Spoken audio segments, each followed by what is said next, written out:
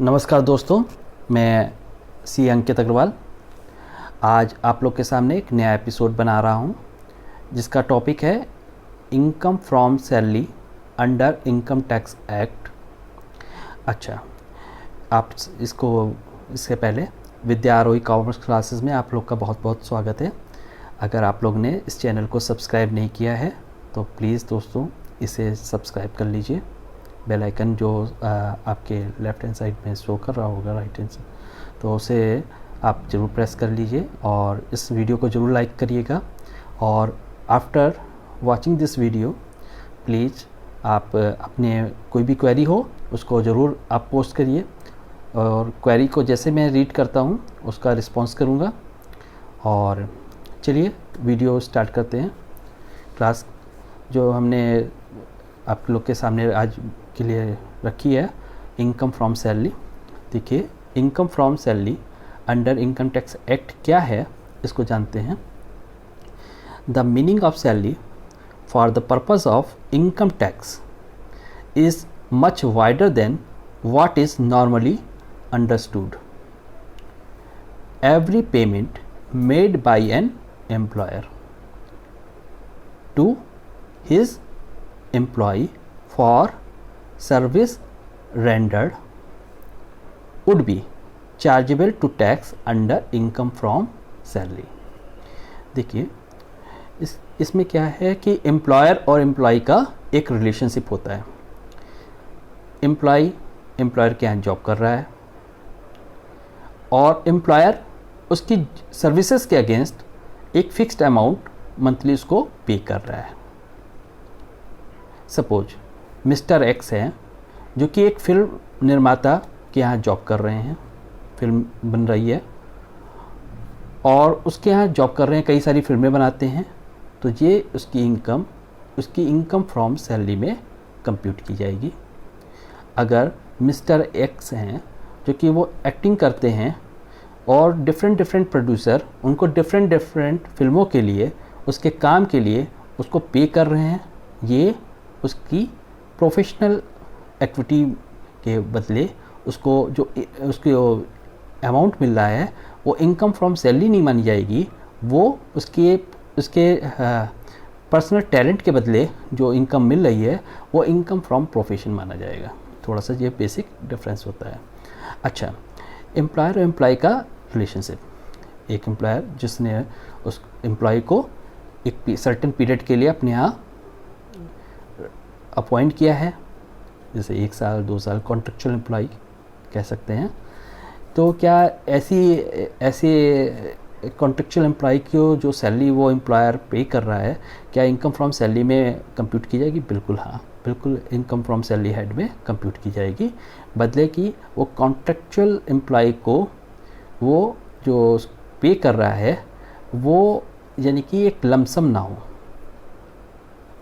कहने का मतलब कि उसके कॉन्ट्रैक्ट में यानी कि वो टेक्निकल सर्विसेज, जैसे चार्टर्ड अकाउंटेंट को हायर कर लिया या इंजीनियर को हायर कर लिया और 1 साल के लिए कि वो कंसल्टेंट बेसिस पे कि वो अपना ओपिनियन, राय, ये सब चीज़ें करेगा, वो नहीं हो। वो यानी कि एक एम्प्लॉयर एम्प्लॉय का रिलेशनशिप हो कि वो आप इस टाइमिंग पे आएंगे, इस टाइमिंग पे जाएंगे, आपको ये चीज़ें बताए, मकान के लिए भत्ता मिलेगा, बेसिक सैलरी मिलेगी, आपका पीएफ कटेगा। तो ऐसी चीज़ें जहाँ पे यानी कि हमें जिनकी सैलरी हेड में उसकी सैलरी कि जब वो एम्प्लॉयर एम्प्लॉय का रिलेशनशिप होगा तो वो सैलरी के साथ वो सारी फॉर्मेलिटीज़ पूरी करेगा एम्प्लॉयर, जो एज़ पर अदर एक्ट, जैसे प्रोविडेंट फंड एक्ट हो गया, ग्रेच्युटी एक्ट हो गया, वो भी उसकी सर्विसेज पे एप्लीकेबल होगा। चलिए इस चीज़ों को बाद में भी जानेंगे, थोड़ा सा बेसिक इन्फॉर्मेशन जान लेते हैं। अच्छा, फुल टाइम और पार्ट टाइम एम्प्लॉइज़। देखिए, फुल टाइम जैसे अगर मैं किसी एम्प्लॉयर के यहाँ सर्विस कर रहा हूँ तो फुल टाइम उसी के को सर्विसेज प्रोवाइड कर रहा हूँ। लेकिन कभी कभी ऐसा होता है कि कुछ इंस्टीट्यूशंस यानी कि पार्ट टाइम एम्प्लॉय को भी प्रेफर करते हैं। पार्ट टाइम एम्प्लॉय का मतलब 4 घंटे 5 घंटे के लिए मॉर्निंग आ गया, बाकी वो बंदा अपना काम कर रहा है या दूसरे एम्प्लॉयर के यहाँ भी वो जॉब कर रहा है। ठीक है, ये दोनों ही कंडीशन में उसकी जो अर्निंग होगी एम्प्लॉय की, वो उसकी इनकम फ्रॉम सैलरी हेड में उसकी इनकम कंप्यूट की जाएगी। फॉरगोइंग ऑफ सैलरी, कभी कभी ऐसा होता है कि एम्प्लॉय अपनी कुछ सैलरी को, वो एम्प्लॉय को कहता है कि इसको डोनेट कर दो, या ये सैलरी मेरा एक लोन चल रहा है, हाउसिंग लोन चल रहा है या कोई लोन चल रहा है, उसके बदले में पे कर दो डायरेक्ट। तो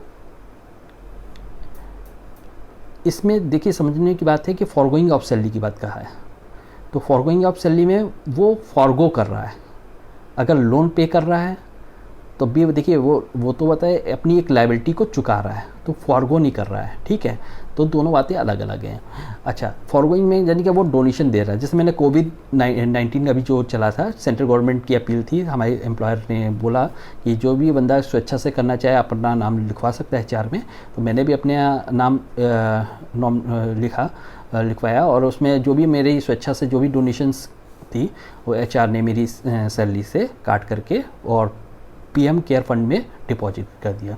ऐसा स्वेच्छा से मेरी जो डिपॉजिट किया, तो इसका मतलब ये नहीं कि वो पार्ट मेरी सैलरी में कंप्यूट नहीं किया जाएगा, वो मेरी सैलरी का ही पार्ट रहेगा। वो ऐसा पार्ट ये नहीं कहा जाएगा कि वो सैलरी का पार्ट नहीं है, उस पर हमको टैक्स नहीं देना है। वो बात की बात है कि वो अंडर सेक्शन 80G में हमें डोनेशन में हमको उसकी रिबेट मिल जाती है, ठीक है। अब बात आती है सरेंडर ऑफ सैलरी। देखिए, फॉरगोइंग ऑफ सैलरी और सरेंडर ऑफ सैलरी में थोड़ा सा अंतर होता है। फॉरगोइंग में तो हमने फॉरगो कर रहे हैं, हमारी स्वेच्छा। यहाँ पे भी सरेंडर ऑफ सैलरी में मैं क्या कर रहा हूँ कि मैं सेंट्रल गवर्नमेंट, लेकिन इसमें क्या है कि मैं सेंट्रल गवर्नमेंट वर्ड डिफाइन किया गया है, सेंट्रल गवर्नमेंट को सरेंडर कर रहा हूँ, सेंट्रल गवर्नमेंट का एम्प्लॉय हूँ, और सेंट्रल गवर्नमेंट को मैं अपनी सैलरी सरेंडर कर रहा हूँ कि मुझे सैलरी नहीं चाहिए जी, तो वो मेरी सैलरी कंप्यूट मेरी इनकम फ्रॉम सैलरी हेड में नहीं की जाएगी। अच्छा, कभी कभी क्या होता है दोस्तों कि कुछ एम्प्लॉयर्स अपने एम्प्लॉय का इनकम टैक्स भी पे करते हैं। क्या ये इनकम टैक्स उस एम्प्लॉय की सैलरी में कंप्यूट किया जाएगा? हाँ जी दोस्तों, अगर मेरा एम्प्लॉयर मेरी सैलरी के साथ मेरी टैक्स लायबिलिटी को भी वो पे कर रहा है, तो ऐसी टैक्स लायबिलिटी को भी मेरी सैलरी हेड में जोड़ दिया जाएगा। उसके बाद टैक्स की कंप्यूटेशन की जाएगी। जो भी टैक्स मेरा बैलेंस बच रहा होगा उसको मैं पे कर दूंगा।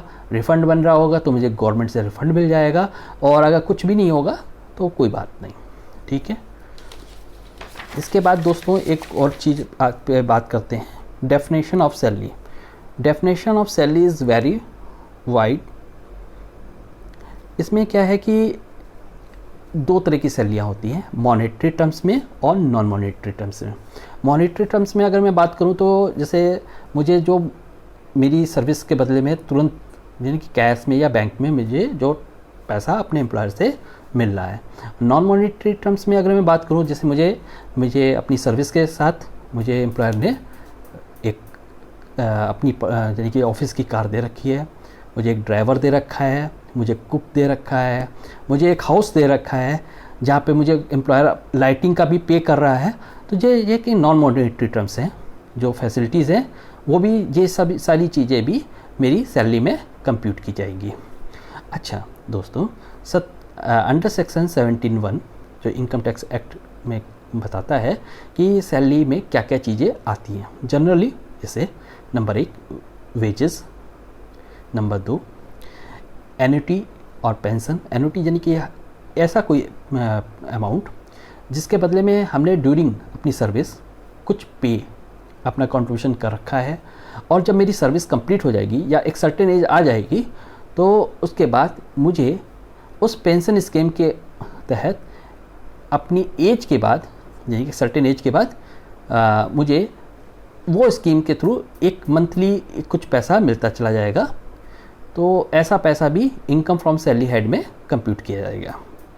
Number 3 gratuity. ग्रेच्युटी क्या होता है? एक्चुअली में ग्रेच्युटी एप्रिसिएशन ऑफ वर्क के बदले पे करता है एम्प्लॉयर, लेकिन आजकल क्या है कि ये मैंडेटरी हो गया है ग्रेच्युटी एक्ट 1972 में, यानी कि आल एम्प्लॉयर को अपने एम्प्लॉय का जितने साल उसने सर्विस की है 15 डेज़ का वेतन एज ए ग्रेच्युटी देना ही होता है। लेकिन ये ग्रेच्युटी कब एप्लीकेबल होती है? जब हम 5 साल कंटिन्यूस वर्किंग कम से कम करते हैं, तब ये मैंडेटरी रिक्वायरमेंट होती है एम्प्लॉयर के ऊपर कि वो नंबर ऑफ़ ईयर्स को कंप्यूट करके, कैसे कंप्यूटेशन करते हैं इसका अगले एपिसोड में इसको मैं जिक्र करूँगा।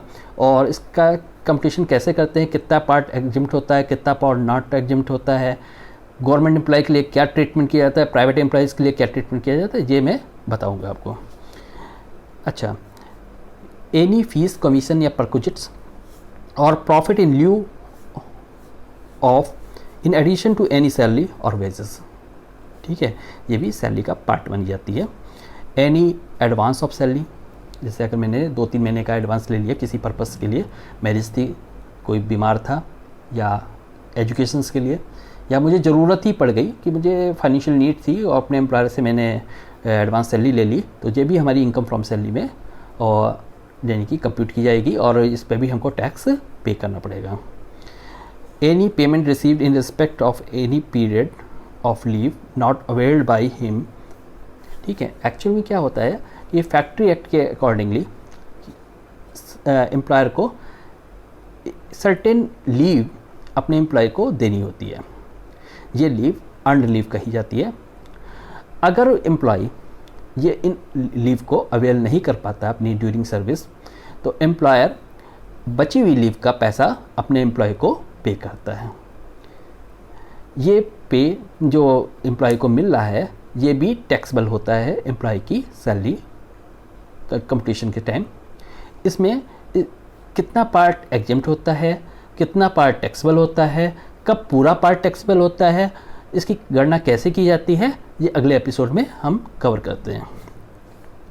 The portion of annual accretion in previous year, actually में क्या होता है कभी कभी कि पिछले सालों में कुछ हमें एरियर्स जो मिलना शेष रहता है, जिनका रिविजन्स होता है और बाद में अगले फाइनेंशियल्स में यानी कि एम्प्लॉयर पे कर देता है, और यानी कि अभी जो जिस फाइनेंशियल ईयर में की हम इनकम की गणना कर रहे हैं उस वर्ष में ऐसा कोई एरियर हमको पिछले वर्षों का मिल रहा है, तो वो भी हमारी इनकम फ्रॉम सैलरी हेड में कंप्यूट किया जाएगा। अच्छा दोस्तों, एम्प्लॉय को सैलरी के साथ प्रोविडेंट फंड भी पे करता है। ये एक मैंडेटरी रिक्वायरमेंट है, स्टैट्यूटरी कंप्लाइंस है एम्प्लॉयर के लिए। तो वो प्रोविडेंट फंड सेंट्रल गवर्नमेंट के नॉर्म्स के अकॉर्डिंगली 12% पे करना मैंडेटरी है। अगर एम्प्लॉयर चाहे तो 12% से ज़्यादा भी पे कर सकता है, लेकिन अगर कोई एम्प्लॉयर माना मुझे अपने यानी एम्प्लॉयर के कंट्रीब्यूशन में 12% की जगह किसी एम्प्लॉय के अकाउंट में 12% से ज़्यादा पार्ट डिपॉजिट कर रहा है, तो वो पार्ट टैक्सेबल होगा नहीं टैक्सेबल होगा, इसकी बात अगले एपिसोड में करेंगे। हाँ, ये अगर कोई प्रोविडेंट फंड भी एम्प्लॉयर अपने यानी कि एम्प्लॉय के अकाउंट में कंट्रीब्यूट कर रहा है, वो भी इनकम फ्रॉम सैलरी में आता है। अच्छा, सेंट्रल गवर्नमेंट अपने एम्प्लॉय यानी कि सेंट्रल गवर्नमेंट है या पब्लिक कंपनीज़ हैं या अदर कोई एम्प्लॉयर जो भी है, वो कोई यानी कि अंडर सेक्शन CCD 80 CCD है, उसमें अगर कोई पेंशन स्कीम में कोई पैसा जमा कर रहा है एम्प्लॉय के लिए, तो वो भी टैक्स वो इनकम फ्रॉम सैलरी हेड में एम्प्लॉय के कंप्यूट किया जाएगा। दोस्तों, आज इतना ही मैं रखता हूँ। अगले एपिसोड में मैं ग्रेच्युटी, प्रोविडेंट फंड, इन सब के यानी कि जो रिटायरमेंट बेनिफिट्स होते हैं उसकी कंप्यूटेशंस कैसे करते हैं, कितना पार्ट टैक्सेबल होता है, नॉन टैक्सेबल होता है, सर गवर्नमेंट एम्प्लॉय के लिए कैसे ट्रीटमेंट करते हैं, प्राइवेट एम्प्लॉयज़ के लिए यानी कि अदर देन गवर्नमेंट एम्प्लॉयज़ के लिए कैसे ट्रीटमेंट किया जाता है, इस पे चर्चा करूँगा। तो अगर आप लोग की कोई क्वेरी है तो आप लोग कमेंट बॉक्स में ज़रूर अपनी क्वेरी लिखिएगा। आज के लिए इतना ही। मेरे चैनल को ज़रूर सब्सक्राइब करिएगा। Thank you very much. Good night.